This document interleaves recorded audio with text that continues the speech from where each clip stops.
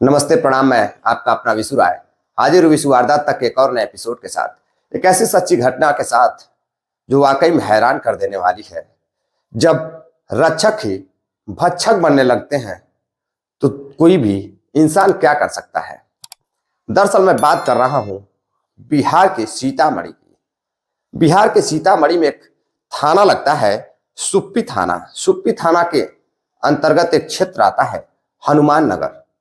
हनुमान नगर में एक परिवार रहता है, जयराम का परिवार। जयराम के परिवार में उसके पिताजी, उनकी माताजी और उनकी एक छोटी बहन रहती है। जयराम शरीर से हट्टा कट्टा और नौजवान युवक रहता है, जिसकी उम्र महज 22 साल रहती है। जयराम अब 2023 के शुरू में ही वह नौकरी के लिए अपने घर वालों से कुछ पैसे लेता है और सीतामढ़ी शहर चला जाता है। शहर जाने के बाद एक अच्छी सी कोचिंग में एडमिशन लेता है और वह पढ़ाई शुरू कर देता है। इसी बीच उसकी दरोगा की एक भर्ती आती है। अब उस दरोगा की भर्ती में वह सफल हो जाता है, लेकिन भर्ती कोर्ट में फंस जाती है। अब भर्ती जब कोर्ट में फंस जाती है तो मामला कोर्ट में चलने लगता है और जयराम आगे की तैयारी करने लगता है। इसी बीच वह हर दिन सुबह उठकर एक कॉलेज पढ़ता है, गोयनका कॉलेज। गोयनका कॉलेज के पास वह रनिंग करने के लिए जाता था, टहलने के लिए जाता था। एक दिन जब वह गोयनका कॉलेज में टहलने के लिए जा रहा था तो वह देखता है कि सामने से एक बहुत ही अच्छी खूबसूरत लड़की उधर से टहलते हुए आ रही है। अब वो उस लड़की को घूर कर देखने लगता है। दरअसल उस लड़की का नाम सोनी रहता है। अब सोनी को वह घूर कर देखने लगता है और सोनी अपने टहलने पर फोकस था उसका, वह अपना टहलते हुए उसके बगल से निकल जाती है। अब जयराम उस लड़की को पीछे से देखने लगता है। अब जयराम उस लड़की पर अपना दिल हार जाता है। लड़की टहलते हुए अपने कॉलेज चली जाती है। कॉलेज के कैंपस में ही वह रहती थी। अब जो लड़का रहता है वह वहां से अपने हॉस्टल चला जाता है, यानी कि अपने पीजी के कमरे पर चला जाता है। अब वहां से अगले दिन फिर सुबह वह रनिंग करने के लिए उसी कॉलेज के पास में आता है, उसी गोयना कॉलेज के ग्राउंड में जाता है। तो वह देखता है कि फिर वह लड़की उसी ग्राउंड में टहल रही है। अब वो उस लड़की से बात करने की कोशिश करता है, हिम्मत जुटाता है। लड़की पास आती है और वह उस लड़की से बात करने की कोशिश करता है, लेकिन लड़की वहां से चली जाती है। अब लड़का रहता है, अब रोजाना उस ग्राउंड में जाकर उस सोनी नामक लड़की से बात करने की जगह तलाश रहा था, समय तलाश रहा था। अब वह समय के इंतजार में था। अक्सर कर रोजाना उसी कॉलेज में जाकर के उस लड़की का पीछा करना, उस लड़की के बारे में पता करना अब जयराम का काम हो जाता है। अब जयराम उस लड़की के बारे में सब कुछ पता करता है। तो एक दिन जब लड़की टहलने के लिए मॉर्निंग वॉक पर निकलती है तो लड़का भी जयराम उस सोनी के पीछे पीछे निकल लेता है। वह बातचीत करते हुए जाता है और जैसे ही वह लड़की एक जगह आराम करने के लिए बैठती है, वहीं पर जाकर जयराम भी बैठ जाता है। और बैठने के बाद लड़की से थोड़ी बहुत बातें करना शुरू करता है और बात ही बातों में वह लड़की को बताता है कि वह यही रहकर सीतामढ़ी में ही दरोगा की तैयारी करता है और वह दरोगा का एग्जाम पास भी कर चुका है। मामला कोर्ट में है। अब लड़की जैसे ही यह बात सुनती है बड़ी प्रभावित होती है। अब लड़का मीठी मीठी बातें कर लड़की को अपने प्रेम जाल में फंसा रहा था। अब सोनी भी बताती है कि वह सीतामढ़ी के ही हनुमान नगर के सामने वाले गांव की रहने वाली है। अब जैसे ही लड़का जयराम यह बात सुनता है, वह भी बताता है कि वह भी सीतामढ़ी के हनुमान नगर का रहने वाला है। अब लड़की भी, जैसे लड़की को पता चलता है कि जो लड़का है जयराम वह भी हमारे ही गांव के सामने वाले गांव में, यानी कि रोड के उस पार उसका गांव था, रोड के इस पार इसका गांव था, और दोनों एक ही जाति के हैं, यानी कि स्वजाति हैं, तो दोनों बड़े खुश होते हैं। अब दोनों में दोस्ती हो जाती है। अब अगले दिन का इंतजार रहता है जयराम को। रात भर नींद नहीं आती है। अगले दिन जयराम फिर उसी कॉलेज में टहलने के लिए जाता है और लड़की से हाय हेलो करता है, बातचीत करने लगता है। अब धीरे धीरे दोनों की दोस्ती फोन नंबर तक आ जाती है। लड़का जाते जाते लड़की का फोन नंबर ले लेता है और लड़की भी लड़के का फोन नंबर ले लेती है। अब दोनों की बातचीत होने लगती है। अब बातचीत इस कदर आगे बढ़ जाती है कि दोनों एक दूसरे को दिलो जान से चाहने लगते हैं। अब कुछ दिन बीत जाते हैं तो लड़का लड़की को मिलने के लिए अपने कमरे पर बुलाता है और लड़की भी अपने कॉलेज से जयराम के कमरे पर जाती है और जयराम के कमरे पर जाकर जयराम से बातचीत करती, समय व्यतीत करती। इसी बीच दोनों बातचीत करते करते इस कदर पागल हो जाते हैं, दोनों का प्यार इस कदर सर पर चढ़कर बोलने लगता है कि लड़का लड़की के साथ अवैध संबंध बनाने लगता है, उसके साथ शारीरिक संबंध बनाने लगता है। लड़की भी खुद को रोक नहीं पाती है और लड़के के साथ हो लेती है। अब दोनों एक दूसरे के साथ शारीरिक संबंध बनाने लगते हैं। लड़की लड़के को जब मना करने की कोशिश करती है तो लड़का जयराम कहता है कि हम दोनों स्वजाति हैं, डरने की क्या जरूरत है, हम दोनों एक ही गांव के आसपास के रहने वाले हैं, मैं तुमसे शादी कर लूंगा। अब लड़की बैठकर लड़के के साथ बातचीत करने लगती है। लड़का लड़की को कहता है कि तुम भी प्रतियोगी परीक्षाओं की तैयारी में लग जाओ, आगे कोई भी नौकरी आएगी, तुम्हें भी नौकरी मिल जाएगी और मुझे भी आज नहीं तो कल नौकरी मिल जाएगी, तो मैं तुमसे शादी कर लूंगा। अब लड़की खुश हो जाती है।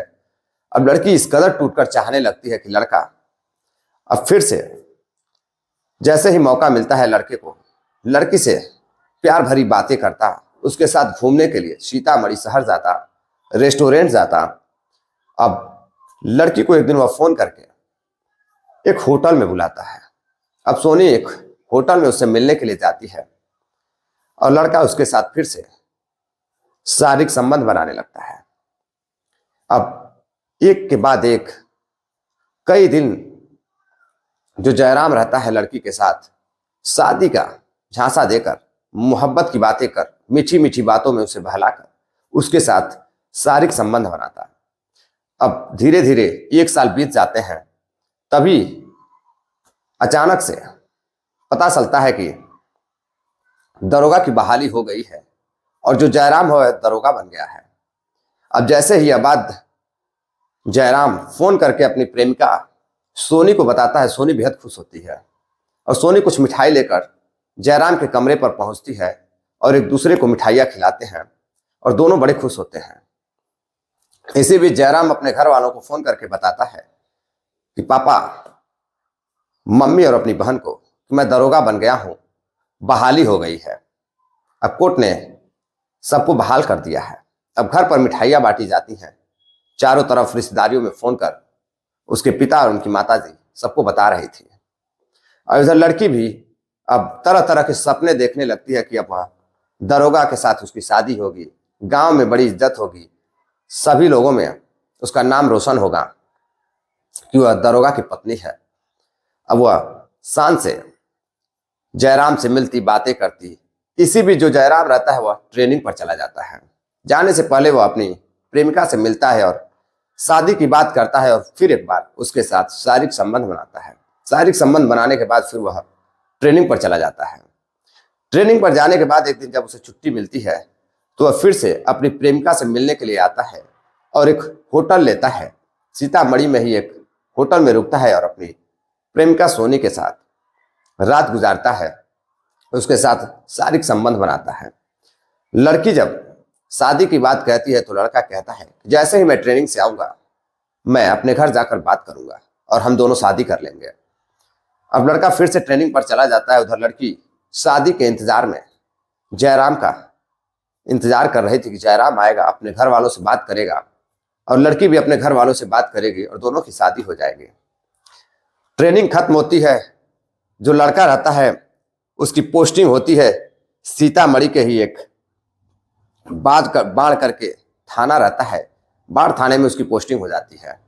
अब पहली पोस्टिंग उसकी बाढ़ थाने में होती है और पोस्टिंग के कुछ ही दिनों बाद वो अपनी प्रेमिका को फोन करता है, यानी कि 25 मई 2023 को 25 मई 2023 को वह अपनी प्रेमिका सोनी को फोन करता है और बताता है कि उसकी ट्रेनिंग खत्म हो चुकी है और वह उससे मिलने के लिए सीतामढ़ी आ रहा है। अब जैसे ही वह सीतामढ़ी मिलने के लिए जाता है तो वह एक होटल लेता है। अब होटल में अपनी प्रेमिका को बुलाता है और उसके साथ फिर रात गुजारता है, शारीरिक संबंध बनाता है। शारीरिक संबंध बनाने के बाद जब लड़की शादी की बात करती है तो लड़का लड़की से कहता है कि उसकी शादी तय हो चुकी है और वह अब उससे मिलना नहीं चाहता है। जो जिस लड़की से शादी हुई है वह बेहद पढ़ी लिखी है और बेहद ही खूबसूरत और सुंदर लड़की है, और उसके घर वाले उसको 4 व्हीलर और बहुत सारे रुपए भी दे रहे हैं, और यह शादी उसके पिता की मर्जी से हो रही है। उनके पिता को लड़की पसंद है और इसमें लड़का कुछ कर नहीं सकता है। अब जैसे ही यह बात एक प्रेमिका सुनती है, उसके पैरों तले जमीन खिसक जाती है। उसको लगता है कि वह यह सब कुछ जो भी लड़का सामने वाला कह रहा था, यानी कि दरोगा जी जो कह रहे थे, वह सब झूठ है। वह लड़की दरोगा से कहती है कि जयराम, तुम मुझसे कह दो कि यह सब झूठ है, तुम झूठ बोल रहे हो, यह बिल्कुल भी सच नहीं है। लेकिन जयराम कहता है कि नहीं, मेरी शादी तय हो चुकी है, अब तुम अपना अलग रास्ता देख लो और मेरा साथ छोड़ दो। जैसे ही यह बात लड़की सुनती है, लड़की जयराम से लड़ने लगती है, झगड़ने लगती है। लेकिन जयराम लड़की को धमकी देता है कि अगर तुम किसी को यह बात बताने की कोशिश की तो तुम्हारी बदनामी होगी और मैं तुम्हें जिंदा नहीं छोड़ूंगा। अब लड़के के परिवार वालों से मिलती है और उनसे बातचीत करती है, घर वालों से बताती है कि उनका लड़का उनके साथ कई बार शारीरिक शोषण भी किया है। शादी का झांसा देकर दरोगा जी उस लड़की के साथ, दरोगा जयराम लड़की सोनी के साथ कई बार हरासमेंट किए हैं, कई बार शारीरिक संबंध बनाए हैं। लेकिन घर वाले कहते हैं कि यह बात किसी और से मत कहना, तुम अपने तक ही रहना, नहीं तो बहुत पछताओगी, और उस लड़के की शादी तो होकर रहेगी, तुम्हारे जैसी लड़की से मुझे शादी नहीं करनी है।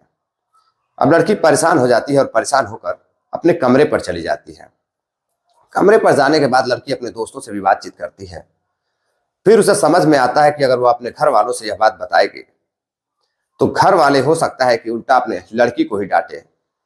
अब वह परेशान हो जाती है कि आखिर जिस लड़के से वह मोहब्बत करती थी, करीब 1.5 साल से अपना सब कुछ उस लड़के के लिए न्यौछावर करती थी, लड़का भी अगल बगल का पड़ोसी बताकर उस लड़की के साथ प्रेम जाल में फंसाकर उस लड़की को उसके साथ खेलता रहा, शारीरिक शोषण करता रहा।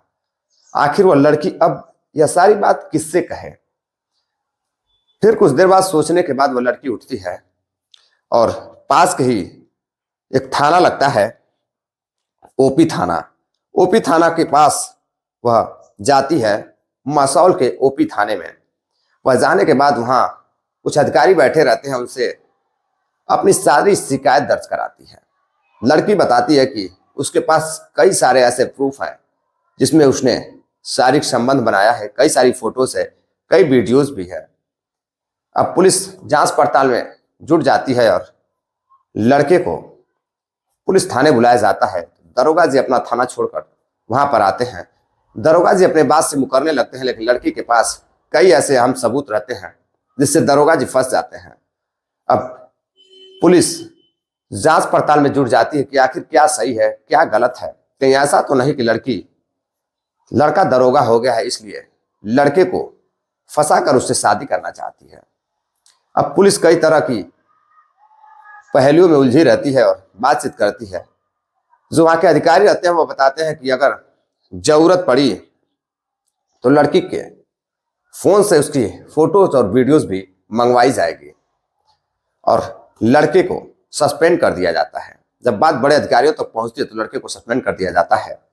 वह लड़का जो अभी कुछ ही दिनों पहले नौकरी पर आया था और लड़की को शादी का झांसा देकर लड़की के साथ शारीरिक शोषण करता था, अब वह लड़की न्याय की गुहार लगा रही है, भीख मांग रही है।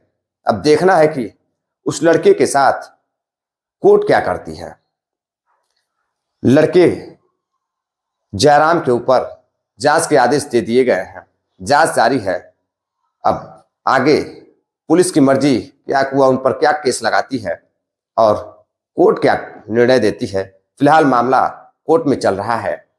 दरअसल इस घटनाक्रम को सुनाने का उद्देश्य आपको जागरूक करना है, सावधान करना है, क्योंकि बहुत सारी बहन बेटियां ऐसी भी हैं जो इस तरह की हरकतें करती हैं, शादी से पहले ही अपने माँ बाप के सम्मान को दांव पर लगा देती हैं और खुद प्यार मोहब्बत जैसी चीजों में पड़कर